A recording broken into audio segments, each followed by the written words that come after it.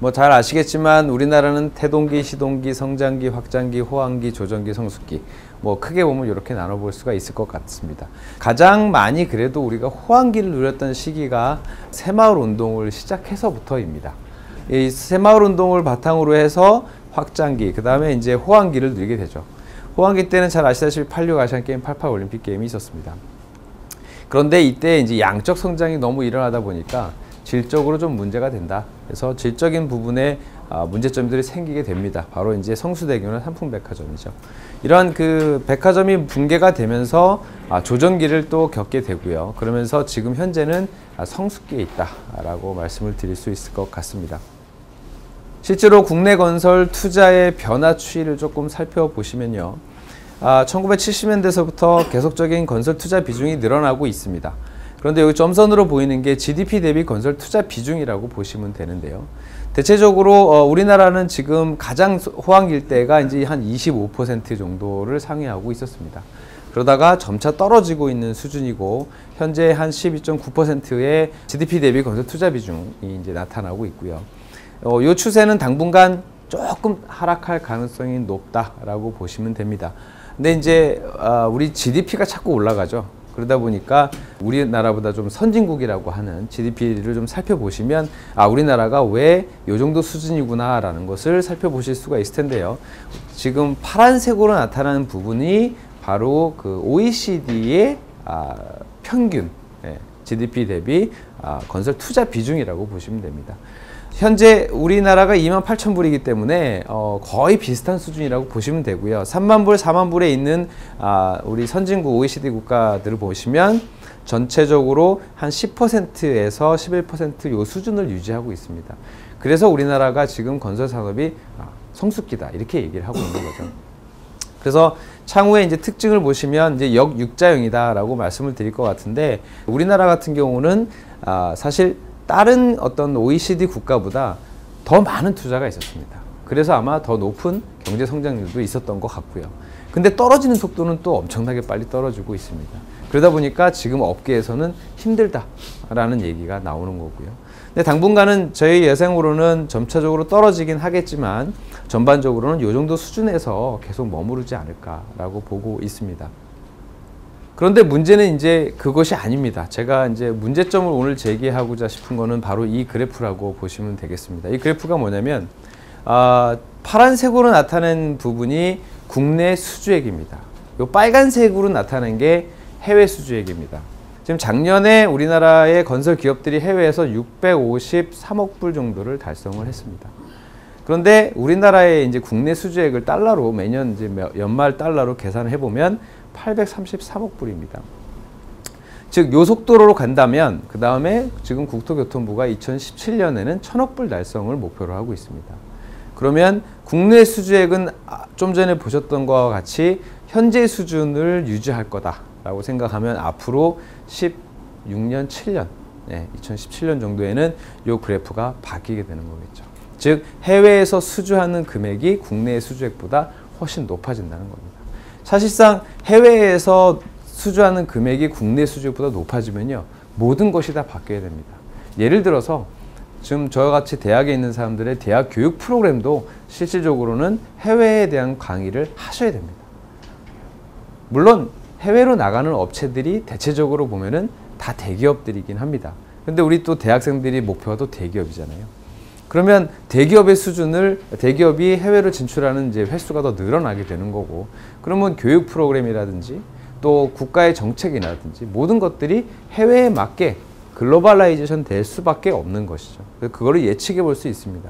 그래서 이제 지금 요 터닝 포인트가 되는 시점이 사실은 굉장히 우리나라에서는 굉장히 중요한 시점이 될 수 있지 않겠느냐라고 보고, 시점은 한 2016, 17년 정도라고 생각을 하시면 될 것 같습니다. 그러면 우리나라 기업들이 그러면 얼마만큼 해외에서 수주를 하고 어떠한 방식, 어떠한 특성을 가지고 있느냐가 또 중요할 것 같은데요. 1965년도에 사실은 현대건설이 제일 처음 태국에 고속도로를 짓는 사업을 출발로 해서 해외 건설 사업이 쭉 증가세에 있습니다. 그런데 가끔씩 이렇게 터닝 포인트가 있었는데 그게 바로 100억 달러였습니다. 즉 100억 달러가 넘을 때마다 우리나라가 한 번씩 꺾이는 그런 이제 어떤 변곡점 현상이 나타났었는데 2002년 3년도였습니다. 2003년도에 갑자기 100억 달러로 올라가게 되죠. 그러면서 정부가 걱정을 했습니다. 과연 이게 앞으로 계속적으로 해외에서 수주액이 늘어날 것이냐 아니면 과거처럼 떨어질 것이냐. 그 퀘스천의 시작은 바로 인력이었던 겁니다. 왜냐하면 우리나라가 과거에는 기능공이 해외를 나갔고요. 그 2차 우리 그 해외 성장기 때는 기능공이 아니라 이제 기술 인력이 나가게 됩니다. 그런데 정부가 생각했었을 때 100억 달러 정도가 우리가 해외로 갔을 때 소화해낼 수 있는 기술 인력이라고 판단을 한 겁니다. 그런데 2003년 이후에 그 성장 속도는 지금 보시다시피 어마어마하게 올라서 거의 7배 정도 성장을 했습니다. 그럼 과연 그간의 한 10년 정도에 해외 건설에 일을 할 수 있는 인력이 10배로 늘었느냐? 그건 아니라는 것이죠. 그래서 여기저기 지금 해외 건설에 대한 관심도가 높아지고 교육시설도 늘어나고 교육 프로그램도 지금 굉장히 많이 이제 발생하고 있는 겁니다. 올해도 목표가 750억 달러였습니다. 그런데 올해는 이제 700억 달러 정도 수준으로 수주액을 올릴 것 같아서 지금 매년 그 최고점을 찍고 있습니다. 과연 우리 국내 사업은 이제 한계에 왔고요. 그 다음에 해외는 수주액이 계속 늘어나고 있고요.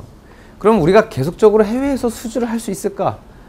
그것이 바로 이제 우리나라의 어떤 경쟁력이라고 사실은 볼 수도 있을 것 같습니다. 뭐 국내에서 얼마만큼 잘하는 기업이 해외에서는 사실 못할 수도 있고요. 해외에서 잘하는 기업이 국내에서 못할 수도 있습니다.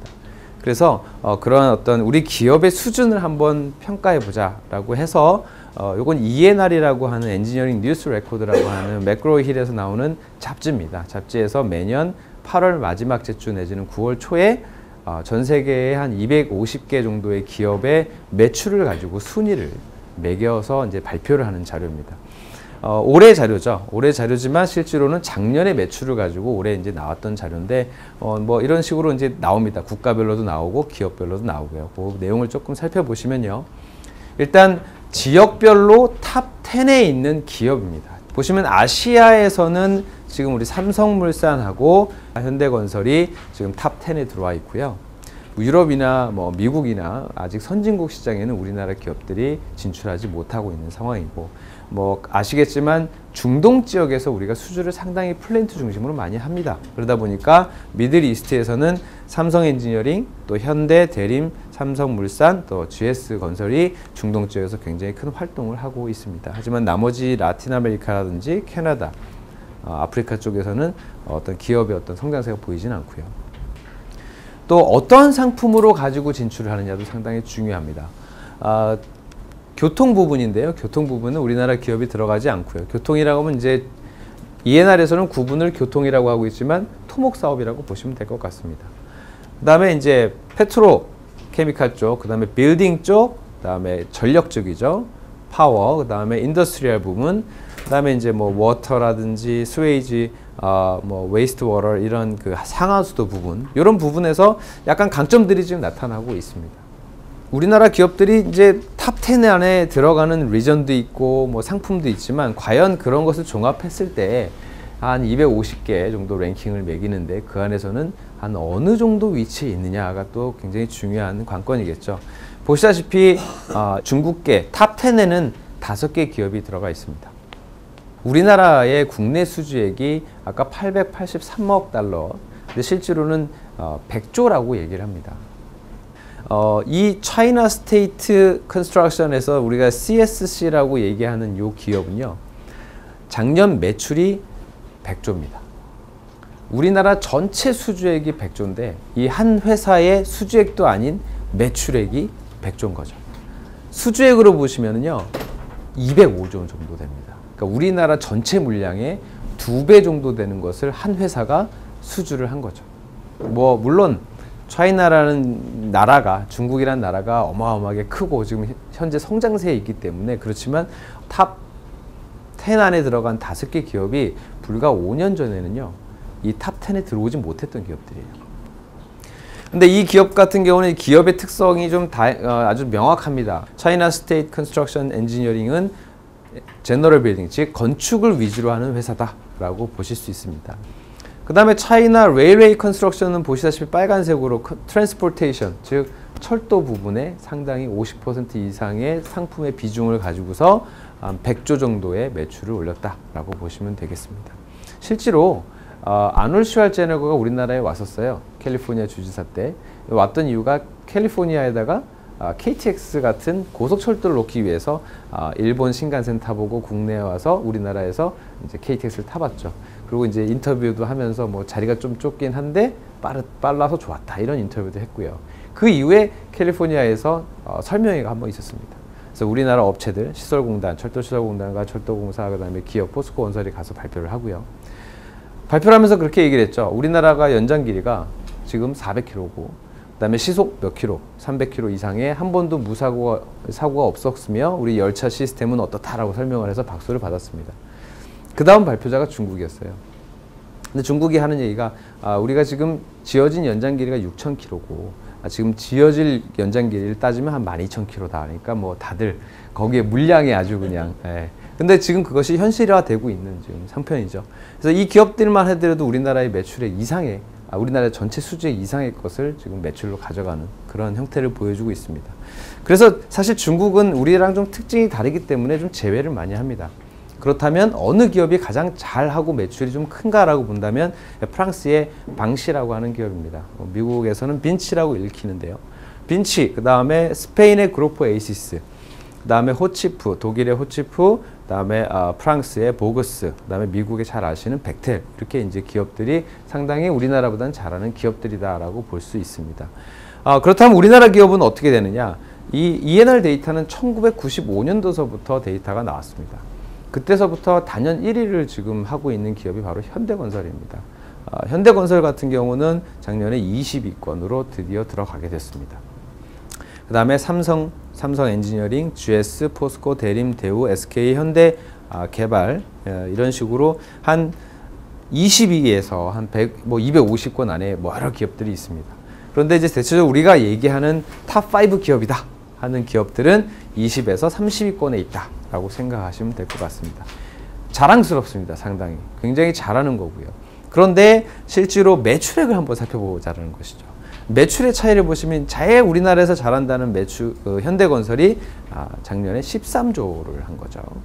중국이 100조를 했다면 상당히 금액 차이가 많이 납니다. 그런데 저는 여기서 중요한 거는 그 매출의 차이라고 보진 않습니다. 과연 국내에서의 수주액과 해외에서의 수주액이라고 저는 보고 있습니다. 왜냐하면 우리나라는 이제 더 이상 어떤 성숙기이기 때문에 국내에서 어떤 해결을 하기 힘듭니다. 그래서 해외로 진출해야 되는데 해외에서의 매출이 이미 현대건설이나 이런 기업들은 50% 이상이 이미 해외 매출액이 있다는 것이죠. 요거는 글로벌 컨스트럭션이라고 해서 자국 시장과 해외 시장을 합한 거고요. 뒷장에 보이시는 거는 그냥 해외 시장만 가지고 랭킹을 매긴 겁니다. 해외 시장만 가지고 랭킹을 했을 때는 현대건설은 지금 13위, 삼성 엔지니어링 15위 정도 하고요. 우리나라 기업들이 한 20위권에서 30위권, 탑5, 탑10 중심으로 이루어져 있습니다. 그랬을 때 중국 기업들은 다 빠지게 됩니다. 그리고 이제 그루포 에이시스라는 스페인의 거대한 건설사가 이제 1위를 하게 됩니다. 근데 이 스페인이라는 회사는 그 밑에 있는 호치프라는 회사를 작년에 인수를 했고, 이 호치프라는 회사는 미국의 터너사를 또 인수를 했습니다. 그래서 이 기업들은 상당히 매출액이 커졌고요. 그나마 꾸준히 지난 15년간 한 1,500개 회사를 인수한 회사가 프랑스의 방시라는 회사입니다. 이 회사가 지금은 탑 넘버 4가 되겠습니다. 이 정도의 우리가 경쟁력을 가지고 있다라고 보시면 될 것 같아요. 그러면 우리나라가 국가별로 봤을 때 건설 인프라에서의 어떤 경쟁력은 어느 정도 되느냐? 최근 3년치 데이터입니다. 우리나라 같은 경우 이제 국가 건설 인프라라고 하는 것은요, 국내 시장의 어떤 그 자국 시장의 규모, 또 자국 건설 시장의 성장률, 또 안정성, 리스크, 제도, 인프라 평가를 전체적으로 해서 가중치를 가지고 봤을 때 전체에서 8위 정도 됩니다. 근데 뭐 전체 8위는 제가 볼 땐 중요하지 않다라고 보고요. 그럼 어떤 항목이 좋고 어떤 항목이 나쁘냐가 더 중요하다고 봤을 때 시장 안정성 같은 경우, 그다음에 제도, 인프라 같은 경우 이런 것들이 상당히 좀 떨어져 있는 것을 살펴볼 수가 있습니다. 기업들은 보시면 시공, 설계, 가격 경쟁력으로 볼 수가 있습니다. 그랬을 때 우리나라는 특이하게 시공회사 중심으로 큰 건설 산업이 이끌어져 왔던 나라입니다. 그러다 보니까 시공의 경쟁력은 굉장히 좋습니다. 그런데 설계가 가장 큰 문제죠. 설계가. 지금 엔지니어링 역량이 낮다라고 하는데 정말 수준이 너무너무 낮습니다.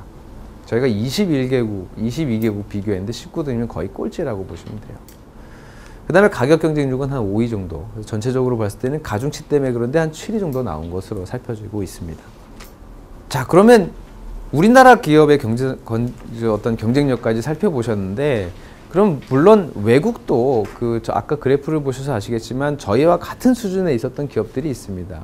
위기가 있었고요. 그 기업들이 어떻게 좀 돌파구를 찾아서 나갔는지, 성장을 했는지 좀 살펴보시면, 그러니까 우리나라 같은 경우는 전반적으로 보면 대기업의 매출은 상승하고 있기는 합니다.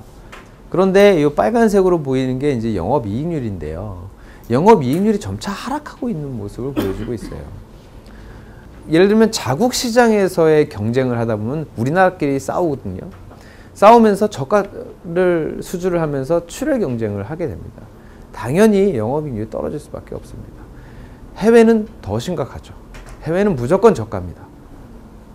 그러다 보니까 해외에서도 깨지고 국내에서도 깨지고, 그런 부분이 아무래도 경쟁을 너무 유발한 어떤 정책이 있었다라고 지금 와서는 좀 평가가 되고 있습니다. 물론 과거에 비해서 그런 정책이 필요했던 건 맞습니다. 근데 이제 그렇게 돼서 어느 정도 성숙기가 왔으니까 이제는 풀어줄 건 좀 풀어주면서 기업이 질적으로 성장할 수 있게끔 이제 좀 도와주는 필요가 있지 않겠느냐 보는데, 일단 현재는 영업이익률이 상당히 낮은 상태고요. 뭐 현대건설도 좀 이따 보여드리겠지만 현대건설도 현재 4% 이하까지 떨어졌습니다. 그러면 이제 우리나라랑 굉장히 경쟁을 많이 하는 뭐 빈치, 부이그, 호치프, 사이펜, 테크닙, JGC나 치오다 같은 기업들이 있어요. 이네 기업들도 매출 성장률로 보시면 부진한 시기가 있었고요. 근데 지금 영업이익률을 보면 사실은 보시다시피 6%, 9%, 7%. 그러니까 건설 기업이 그래도 괜찮은 영업이익률이다라고 얘기하는 것이 한 7, 8% 정도로 얘기하게 되는 것이죠. 물론 엔지니어링은 조금 더 높습니다. 엔지니어링사는 한 12%까지, 왜 사람 장사를 하기 때문에 조금 높죠. 그래서 우리가 엔지니어링 역량을 키워야 된다는 얘기가 또 거기서도 나오게 됩니다. 그래서 우리가 전체적으로 봤을 때 최근 10년 매출 성장률 평균과 전체 10년의 최근 10년의 영업이익률 평균을 잡아보면 이제 현대건설이 한 6% 정도의 수준에 있습니다. 평균입니다. 예전에 높았고 지금 많이 떨어졌죠. 뭐 이런 기업들이 지금 이제 포진하고 있습니다. 그래서 요거를 한번 기업의 특성에 따라서 그룹핑을 한번 해봤습니다. 이 KBR이나 미국의 플로어라는 회사들은 엔지니어링 기반입니다. 꾸준히 엔지니어링 쪽으로 높은 성장세를 가지고 있는 회사들이고요. 그 다음에 이제 여기 그로프 에이시스나 호치프는 이제 하나의 회사가 됐지만 시장을 중점적으로 갑니다. 즉 시장이 좋을 것 같다 그러면 굉장히 집중적으로 공격적으로 진출을 하고 있고요.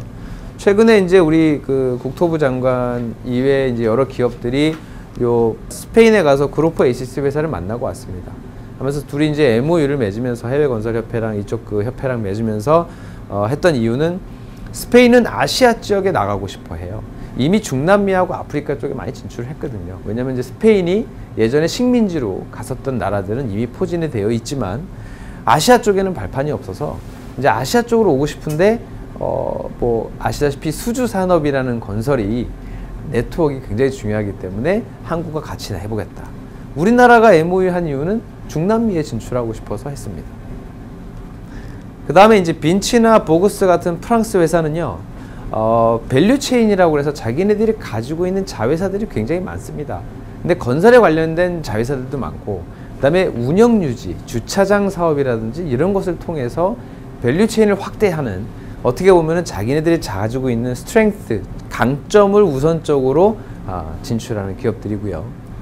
그 다음에 JGC나 테크닙, 치오다, 사이펜은 물론 이제 플랜트 중심의 회사들이긴 한데 우리나라랑 10년 전에 싸움을 하던 회사예요. 근데 이제 우리나라가 범접할 수 없는 수준까지 올라갔어요.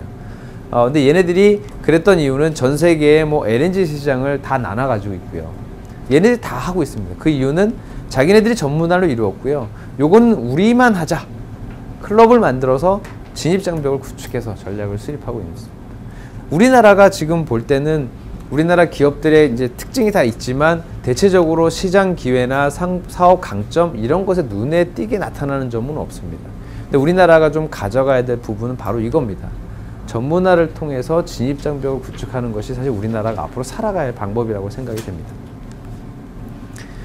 전문화를 통해서 진입장벽을 구축한다. 이 말이 뭐냐면 JGC나 테크닙이나 이런 사이팸이라는 그 애들은 자기네가 특별히 잘할 수 있는 상품이 있어요. 이 상품은 나 아니면 안 돼요. 설계에 대한 특허, 라이센스 다 가지고 있고요. 그 다음에 최근에는 뭐 오일, 가스, 그 다음에 그 안에서의 업, 다운스트림이라고 하는 전문 기술을 확보했고, 테크닉 같은 경우도 인수를 했지만 석유화학이나 환경발전 플랜트에서는 핵심 기술들을 가지고 있습니다. JGC는 뭐 아시다시피 LNG의 어떤 그 전체 시장의 한 40%를 혼자 다 하고 있고요. 특히 이제 우리나라가 플랜트 수주량이 높아지고는 있는데 우리가 플랜트를 수주하면 할수록 가만히 앉아서 돈 버는 애들이 일본 애들입니다. 그래서 이제 종합적으로 조금 이제 정리를 하는 이제 시사점을 말씀드리면 일단은 크게 보면은 정부 차원과 제가 기업 차원으로 말씀을 드리는데 정부 차원에서는 그간에 이제 했었던 여러 가지 제도들이 있습니다. 제도들이 보면은 막 화랑기 때, 그 다음에 확장기 때, 그럴 때 있었던 제도들이에요. 근데 이제 성숙기가 됐거든요. 그래서 그거 성숙기에서 우리가 살아남기 위해서는 해외로 진출할 수밖에 없다라는 것을 인식해야 되고요. 거기서 한마디로 비글로벌라이제이션 된 부분들, 그런 부분을 찾아서 이제는 해소를 좀 시켜줘야 국내에서 훈련을 받고 해외로 나갈 수 있는 길이 열립니다.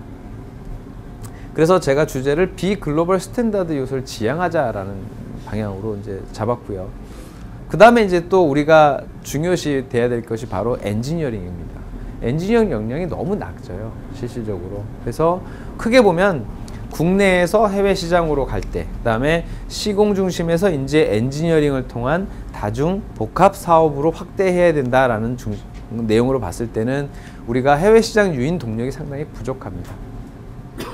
그 다음에 해외 시장의 어떤 진출을 위한 정책적 지원의 한계도 있고요. 예를 들면 아까 보셨다시피 거의 국내 수주액과 해외 수주액이 비슷한 단계에서 국토교통부의 이렇게 내용을 업무를 쭉 보시면 해외건설과가 있어요. 해외건설과 내에 해외건설 정책과 해외건설 지원과가 있는데 그 두 개 부서밖에 없습니다. 모든 건 다 국내 사업에 맞춰져 있어요. 좀 확대되거나 국내 사업을 조금 해외 쪽으로 많이 맞출 수 있도록 정책이 좀 바뀌어야 될 것 같습니다. 그 다음에 이제 가장 중요한 게 이겁니다. 건설 프로세스의 글로벌 호환성이 좀 결여되어 있다는 것입니다. 국내 사업 따로 해외 사업 따로입니다. 즉 국내 사업에서 하는 절차가 해외 사업과 한마디로 일관성이 없습니다. 통일성도 없고요.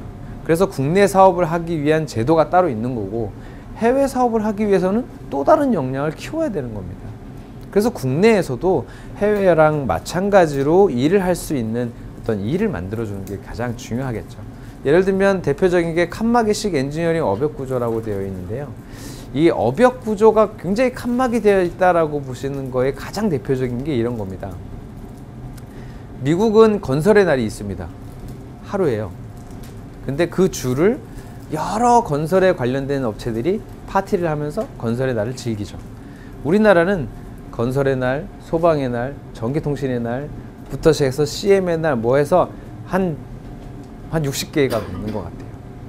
이게 바로 업역의 구분이라고 보시면 될 것 같습니다. 이게 지금 통합이 안 돼 있거든요. 근데 그게 구분되어 있는 나라가 없습니다. 근데 그런 것들이 좀 문제가 되고 있고 또 하나가 국내와 그러니까 해외에 우리가 호환되지 않고 있는 입찰과 낙찰 제도입니다. 지금 뭐 한참 뉴스에도 시끄럽게 나오고는 있지만 실적공사비 제도, 품생을 활용한 원가, 그 다음에 이제 입찰 때의 PQ, 뭐 이런 부분들, 이런 것들이 이렇게 프로세스만 보면 해외랑 같아요. 근데 한 단계 까서 들어가면 내용은 완전히 다릅니다. 그러면 국내는 국내 사업 따로, 해외는 해외 사업 따로 이렇게 되겠죠. 그런 부분들이 문제가 될 수 있습니다. 발주 방식도 우리나라는 중앙 집중 발주를 하기 때문에 그냥 편안하게 한마디로 그걸 관리 감독하는 사람들이 나중에 질책을 받지 않을 정도로의 적절하게 정량적으로만 되어 있습니다. 근데 내가 내 집을 짓는 사람을 결정하는 겁니다. 그거를 그냥 표에 나타나는 걸로만 할 수 없는 거죠. 정성적인 부분도 분명히 고려를 해야 되고 그런 어떤 책임 소재도 분명히 좀 달라져야 될 거라고 생각이 됩니다. 최근에 나오고 있는 뉴스들입니다. 울며 겨자 먹기로 퇴직 공무원을 영입해야 되는 엔지니어링사. 즉 엔지니어링사는 신입사원을 뽑는 것보다 실제로 퇴직한 공무원을 뽑으면 PQ 만점입니다. 현대건설 20년 해외생활 국내에서 10년 한 무슨 회장님이라고 계세요. 그분이 이제 엔지니어링사로 이제 은퇴하시고 엔지니어링사로 갔는데 PQ 점수를 살펴보니까 75점이었어요. 30년 넘게 건설에 생활을 하신 분이. 그런데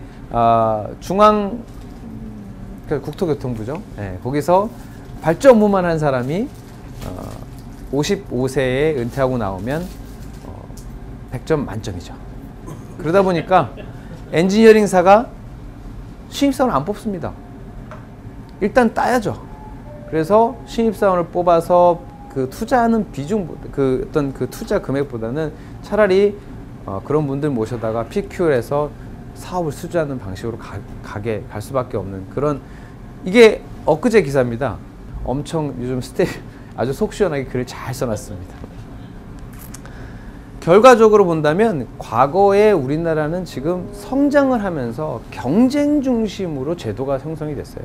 그러니까 경쟁 원리만을 내세운 제도가 결국에는 지금 우리 발목을 잡고 있습니다. 그래서 그게 좀 개선돼야 될 내용들을 좀 한번 적어봤습니다. 예를 들면 아까 제일 중요한 부분에 칸막이식 업역 제한 폐지하고 PQ 변별력 확보하는 부분, 그 다음에 임낙찰 제도의 재정비하는 부분, 뭐 이런 것들을 좀 적어봤습니다. 그 다음에 이제 기업 차원에서 말씀을 드리면 이제 과거 10년 동안에 영업이익률이 자꾸 우리나라 현대건설은 떨어지고 있어요.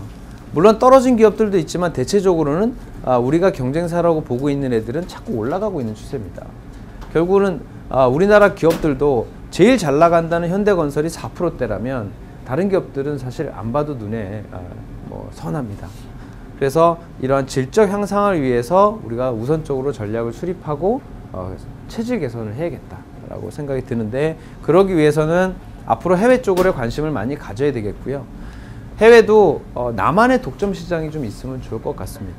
그 다음에 사업 포트폴리오도 사실 요즘 에너지 시장이 많이 확대되고 있으니까 에너지 영역 비즈니스를 좀 확대하면서 사업 포트폴리오를 확대하고요. 그 다음에 요즘은 이제 혼자 진출해서 어렵습니다. 프로젝트가 굉장히 커지고 있거든요. 제가 가본 프로젝트 중에서 제일 컸던 게 1조 3천억짜리 프로젝트가 있었습니다. 1조 3천억인데 하루에 현장에서 일하는 사람이 13,000명입니다. 13,000명이 3교대로 일을 하거든요. 플랜트 현장에. 그러면 그 현장에서 들어오는 인력이 각기 다른 나라에서 16개 국가에서 들어옵니다. 정신 없습니다. 현재 전쟁 바닥이에요. 그러다 보니까 파트너십, 특히 디벨로퍼라든지 PPP 사업이라든지 파업이 커지니까 그런 식으로 좀 더 강화해야 되겠고요. 기능은 이제 시공 중심에서 앞으로 기획 단계라든지 뭐 여기 나오는 피드, 뭐 PMC, 엔지니어링 쪽을 좀 더 강화를 해줘야겠다라고 생각이 듭니다. 그래서 제가 뭐 그거에 대한 내용을 간단히 좀 적어봤습니다. 참고하시면 될 것 같고요. 마지막으로 본다면 어차피 국민 경제 성장 둔화되고 있고 건설 성장 둔화되고 있습니다. 규제도 강화되어 있고 경쟁도 심화되어 있고요. 결국에는 시장의 구조 변화가 일어나 있는 시점이고 해외 시장이 확대되고 있는 시점입니다. 이 시점에서 우리가 가져가야 되는 경쟁력이라는 것은 결국에 기업은 포트폴리오를 어떻게 가져갈 것이냐, 그 다음에 리스크를 어떻게 해지하거나 모니터링하고 관리할 것이냐, 이 파트가 굉장히 기업들은 중요한 이슈가 되지 않겠나 이렇게 판단이 됩니다. 자, 발표는 이상으로 마치겠습니다.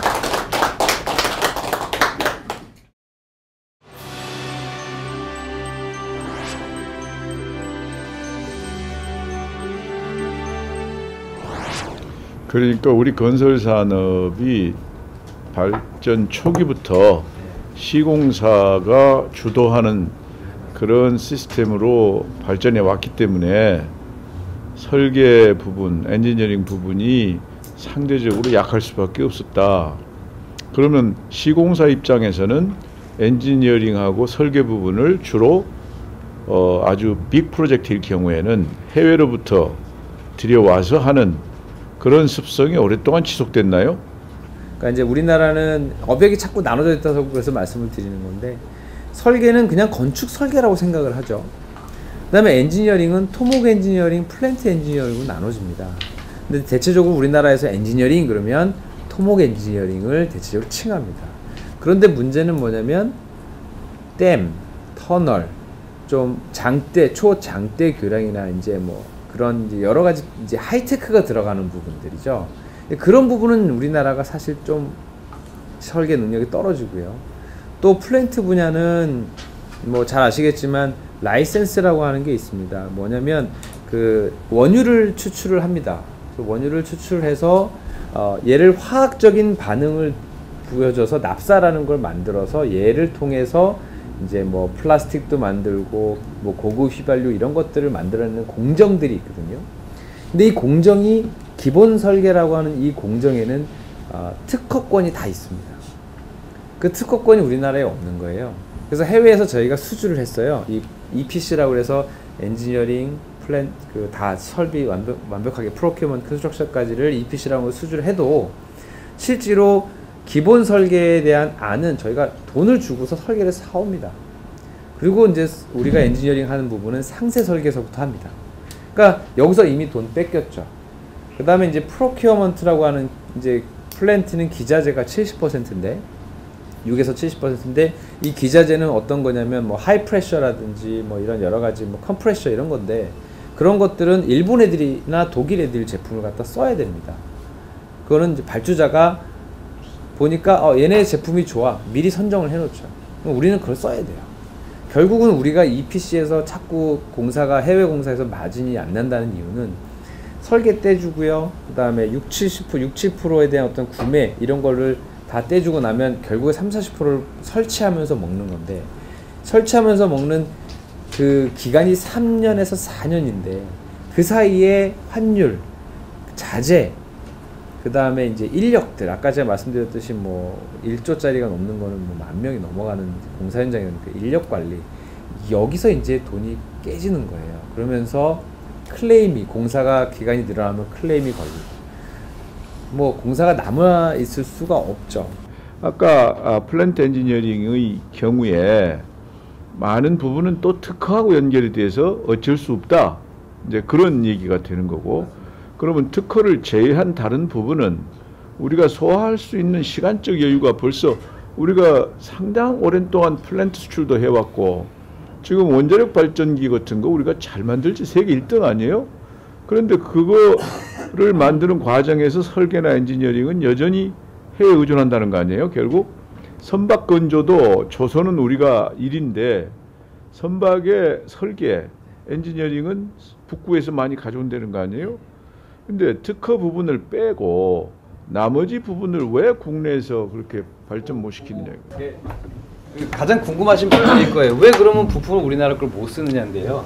실제로 이제 오너가 있습니다. 오너가 이제 예를 들어서 우리 쿠웨이트에 아니면 뭐 사우디아라비아의 아람코라고 하면은 오너가 우리 EPC를 하는 우리 업체를 선정을 하는 거죠. 선정을 하는데 얘네가 단번에 못 해요. 플랜트 공사가 어마어마하게 규모가 크고 복잡합니다. 그래서 여기서 누굴 드냐면요, PMC라고 하는 회사를 둡니다. 이 PMC라는 회사가 대체적으로 누가 하냐면 아까 말씀드렸던 미국의 벡텔이라든지 아니면 플로어라든지 이런 회사들이 하거든요. 근데 아까 말씀드렸던 지금 우리가 하는 이 E는 대체적으로 디테일 디자인입니다. 근데 아까 라이센스가 없다고 하는 부분은 베이직 디자인이라고 하는 거예요. 이 베이직 디자인을 누가 가지고 있느냐? 얘네가 가지고 있어요. 그러면서 PMC가 뭘 결정하냐면 설계의 프로세스를 결정해서 EPC를 선정을 합니다. 그리고 이제 여기서 문제는 바로 이 P 부분입니다. 이게 뭐 예를 들어서 크게 보면 6에서 70%를 가량을 차지하는 이 부품인데 왜 우리나라 걸 못 쓰느냐? 얘네를 선정할 때요, 요 사양을 아주 중요한 메인 프로큐어먼트는 설정을 해서 줍니다. 우리나라는 이걸 수주하려면 얘네 걸 쓸 수밖에 없어요. 이게 이제 우리가 얘기하는 벤더들이네. 벤더에 그럼 우리가 가입을 하면 되는 거 아니냐. 그래서 우리가 이 프로세스를 보면 롱리스트로 들어가서 숏리스트로 들어가는 방식이 있습니다. 맨 처음에 롱리스트 들어가야 돼요. 근데 그거를 얘네들이 허락을 안 해줘요. 그래서 우리가 한참 플랜트 막 수주했을 때 2003년, 5년, 6년 막 수주할 때 우리 이거 하자. 그래서 우리나라가 뭘 해야 되느냐? PMC를 해야 된다 라는 겁니다. PMC가 바로 엔지니어링, 최고의 엔지니어링 기술을 하는 애들이 욕을 하는 거거든요. 그러니까 결과적으로 이게 얽혀 있는 거죠. 그래서 국내에서 이런 경우는 있었어요. 이제 GS가 하도 많이 하니까 터키에 가서 공사를 할 때 터키 발주청에다가 얘기를 했습니다. 내가 PM이잖아. 그래서 우리 이번에 이 프로큐어먼트 내가 보장할게. 똑같은 컴프레셔인데 우리나라에서 만든 컴프레셔 똑같아. 사양서 보여주고 결과물 보여주고 실험 그 결과물 보여주고. 그래서 오너가 오케이. 그래서 이제 여기에다가 국내사를 집어넣어서 공사를 한 적이 있습니다. 그러니까 우리가 PM을 하게 되면 프로큐어먼트로 올라갈 수 있는 확률이 높고요. 한 번 롱리스트로 올라가면 그 다음부터는 우리가 숏리스트까지 가서 하는 것은 업체가 얼마만큼 잘하냐에 따라서는 계속적으로 갈 수가 있습니다. 근데 이게 왜 그런 프로큐어먼트가 이렇게 중요하냐면 그 우리가 성능이라고 하는데 플랜트는 예를 들어서 원유 1배럴을 가지고서 생산해낸 생산량의 만족도가 이제 뭐 있습니다. 레벨이 있는데 그게 중국 업체가 플랜트를 들어갔다가 망한 이유가 우리나라가 지으면은 1배럴 가지고서 이만큼의 생산물을 만들었는데 중국 애들이 프로세스는 되는데 생산물이 이거밖에 안 나와요. 그 차이거든요. 근데 그거에 가장 결정적인 역할을 해주는 게 바로 그 프레셔나 하이 인프레셔 같은 그런 그 장치입니다. 그러니까 그거는 검증된 거 아니면 안 쓰겠다라는 게 오너의 생각이고요. 터키로 가봅시다. 터키에 우리 한전하고 두산중공업이 원자력 발전소를 짓는다. 네. 수주 받았다. 네. 그 수주 받았지만 PMC는 백테리 해라 이렇게 되나요? 그렇죠. 그러니까 아마 수주를 할 때 백테리 이미 여기서 이제 짠 거죠. 터키하고 이미 PMC는 선정이 돼 있는 거예요. 이미 돼 있고 그 상태에서 우리나라를 이제 선정하게. 그러면 그 PMC에서 결국 컴포넌트는 이런 걸 쓰고 네. 이런 식으로 짓고 네. 이거 다 정해준다. 네. 사양을 다 정해서 발주가 나가는 이미 그 머리는 거기다 있고 그렇죠. 시키는 대로 해라 이거네. 그럼요. 그래서 정부 차원에서 아까 조절을 해서 가지고 들어가라고 얘기했었잖아요. 기술적으로. 정부 차원에서요. 예.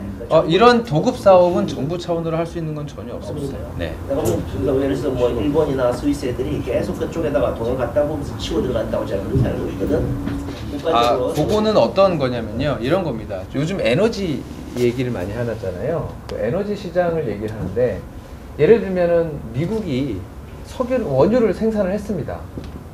텍사스 원유든 생산을 했죠. 원유를 생산하면서 이제 원유를 생산하는 리파이너리 플랜트 과정, 그다음 페트로케미칼 플랜트 과정, 아로마 플랜트 과정 여러 가지 과정이 있는데 이걸 하면서 기술을 사실은 엔지니어링 기술을 축적을 했죠. 그 다음부터는 자기네들이 원유 생산 안 합니다. 어디로 갔어요? 중동으로 갔죠. 중동으로 가서 뭘 했냐면은 이 역할을 한 거죠.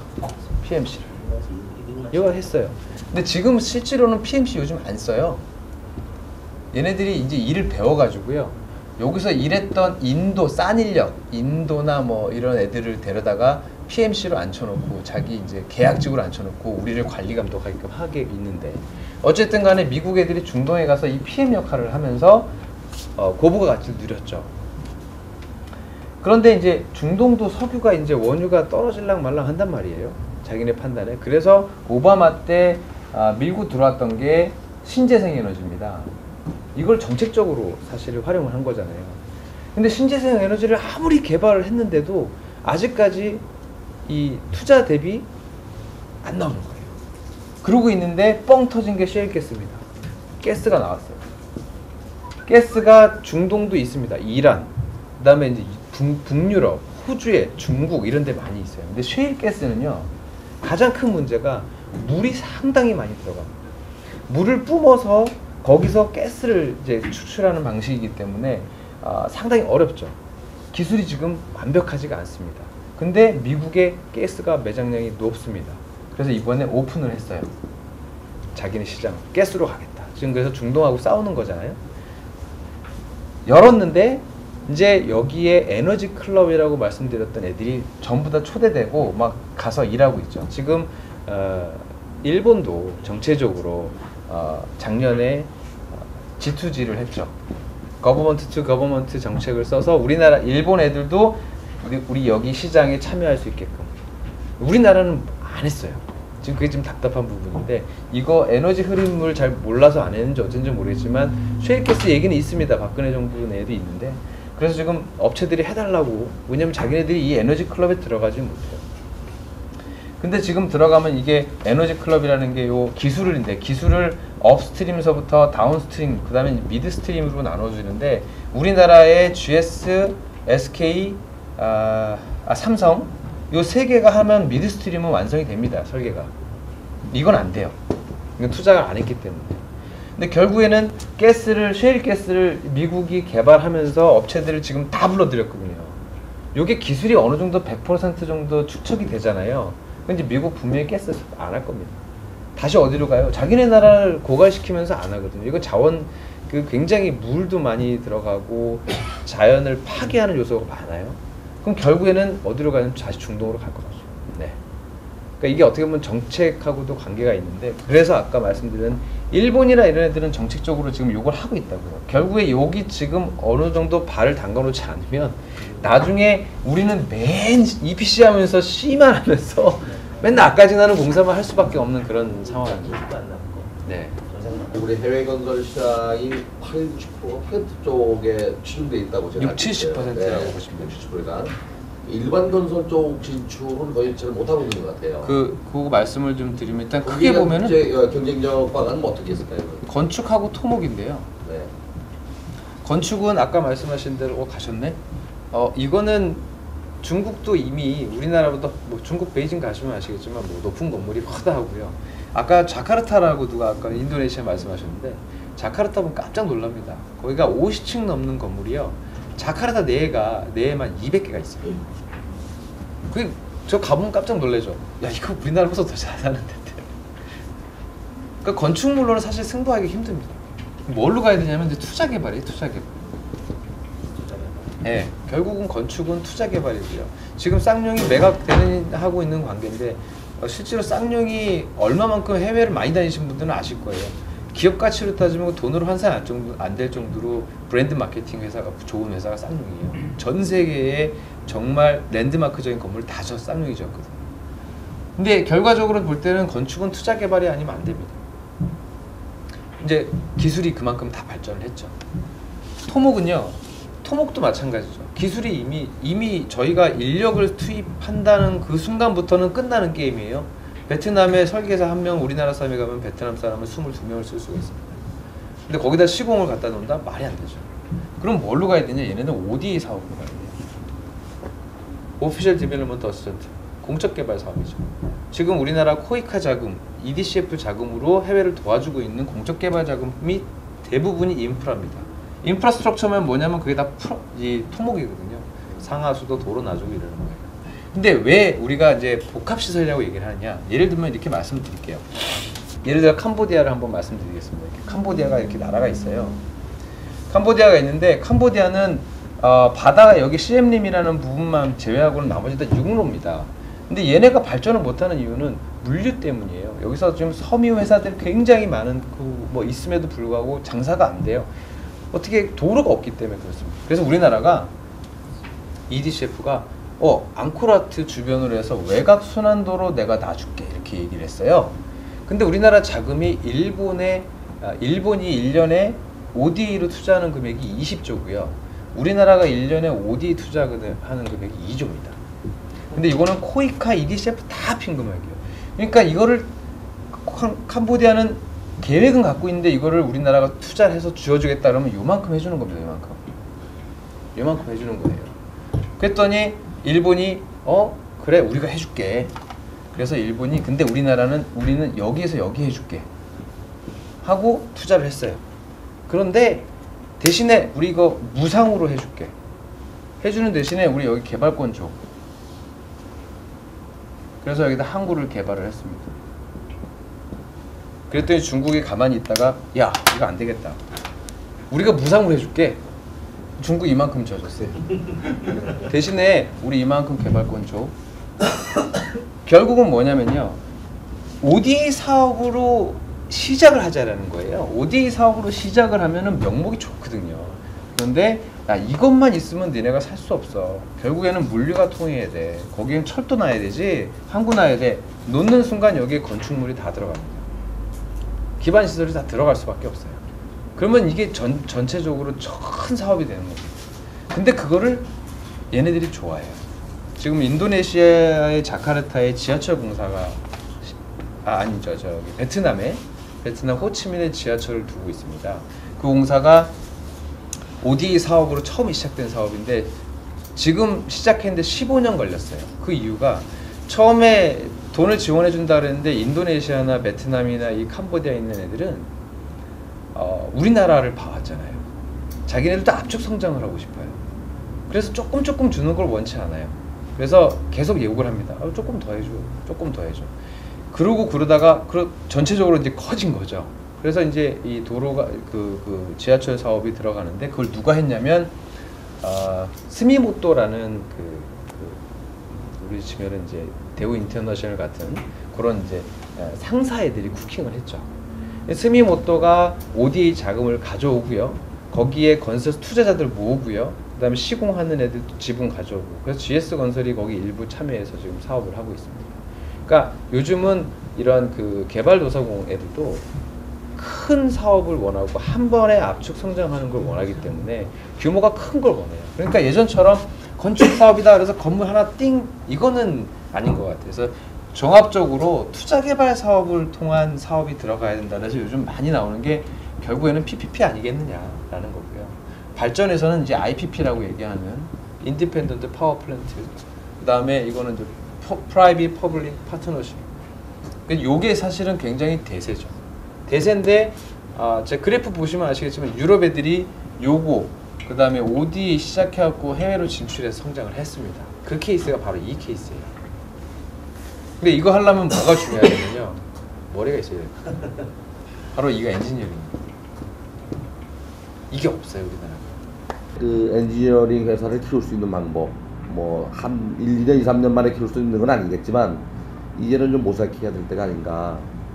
그러면 제가 아까 이쪽을 다시 한번 여쭤보지만 내부적 구조적 문제는 뭐가 있는지, 그리고 이제 해외 경쟁력 강화를 위해서 어떤 것들을 좀 그 주안점을 보고 가야 되는지, 뭐 제도적인 문제점도 있고 여러 가지 측면이 있는데 그거에 대해서 한번 더 여쭤보고 싶어요. 일단 국내 사업에만 너무 익숙해져 있어서 일단은 이제 해외로 나가고 싶어 안 하는 거고요. 왜냐면 이제 국내 사업만 하더라도 먹고 사는 문제가 없으니까요. 근데 이제 문제는 그래도 우리가 경쟁력을 갖추고 해외로 나가야 되는 시점이라면 엔지니어링사가 해외에 지금 역량도 없는데 해외로 나간다는 건 자살행위나 마찬가지예요. 그래서 첫 번째 스텝으로 나가는 게 바로 ODA 사업입니다.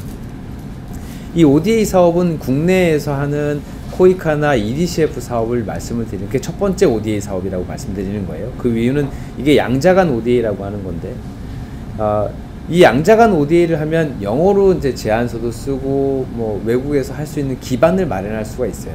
그 실적이 있어야 다자간 ODA 사업을 할 수가 있습니다. 다자간 ODA라는 것은 월드뱅크, 그다음에 아시아개발은행, 뭐 아프리카 부흥은행, 뭐 이런 그 유럽 부흥은행 이런 애들이 이제 우리가 다자간 ODA 사업이라고 하는데 그쪽으로 넘어갈 수가 있는 거예요. 실적이 있어야 가고, 실적이 없으면 거기에 아예 참여를 못해요. 그러니까 무조건 엔지니어 사업 니네 해외 나가.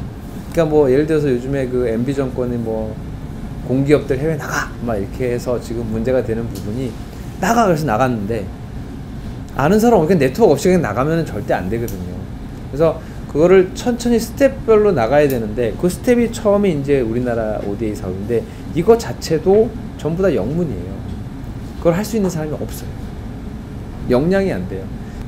빨리 우리가 지금 이러한 그 엔지니어링사들이 해외로 진출할 수 있도록 정부에서는 좀 어떻게 보면은 좀 더 많이 개선을 좀 할 부분들이 있어요. 그거를 훈련을 시켜야 되는 거예요. 즉 해외로 나갈 수 있도록 해외로 나갈 수 있도록 저 ODA 자금도 사실 많이 늘려주고 참여도 많이 시킬 수 있도록 하고, 그다음에 국내 그러니까 한마디로 그 우리나라에서 EDCF 하는 임낙찰 제도하고요 국내 엔지니어링 임낙찰 제도 틀려요. 국내 임낙찰 제도도 외국 그 하는 것처럼 글로벌 스탠다드처럼 만들어주자는 거죠. 그런 PQ를 하고 하는 프로세스는 외국도 똑같습니다. 똑같은데 예를 들어서 우리는 거의 운찰제잖아요.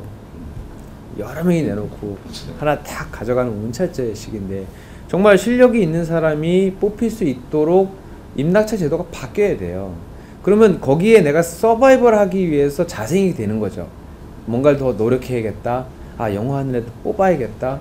영어하는 애가 없으니까 내가 자꾸 떨어지네. 그러면 그래, 위에 사람 하나 날리고 내가 차라리 영어하는 애를 하나 더 심자. 그러면서 훈련이 되고 하면서 전반적으로 성장을 할 수 있는 기회가 되는데, 지금 시스템으로는 굳이 신입사원 안 뽑아도요, 아까 말씀드린 대로 뭐 국토교통부 사람, 은퇴한 사람 앉혀만 놓으면 PQ가 100점이란 말이에요. 그럼 일단 그 사람 앉혀놓고 가는 거죠. 근데 조합을 따지면 발주하고 입찰하고 낙찰하고 계약하는 방식의 조합으로 따지면 100몇 개가 있다고 말씀드렸잖아요. 굉장히 많거든요. 계약 방식도 많고. 그거를 다 오픈해야 경쟁력이 납니다. 왜냐면 국제는 그렇게 하거든요. 근데 우리나라는 획일적으로 가고 있다는 게 문제예요. 예를 들어서 아까 통합으로 하는 게 문제가 된다면 통합으로 하는 사업도 있고 분리해서 가는 사업도 있고 이렇게 만들어줘야 우리 업체가 발전을 하는 거고요. 건설업도 마찬가지로 그렇게 가야 되는데, 아까 획일적이라는 단어를 제가 적어놨습니다. 국내는 예를 들어서 교과부가 학교를 지어야 되는데요. 이거 좀 공사가 크잖아요. 그러면 이걸 조달청이 맡겨버립니다. 그럼 조달청이 평가를 해서 엔지니어링사를 평가해서 설계하도록 교과부랑 연결을 해주는 거고, 시공사를 평가해서 시공사를 줍니다. 왜냐면 교과부가 자기 집 짓는 거잖아요. 그럼 교과부가 해야죠.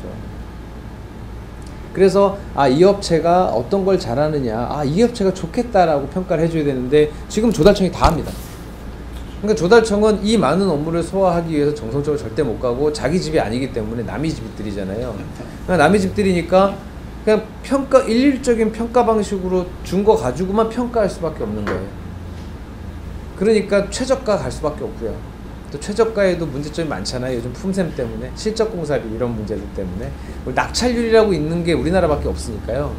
그런 것들이, 우리나라밖에 없는 것들이 빨리 사라져야 글로벌 경쟁력이 생기는 것 같아요.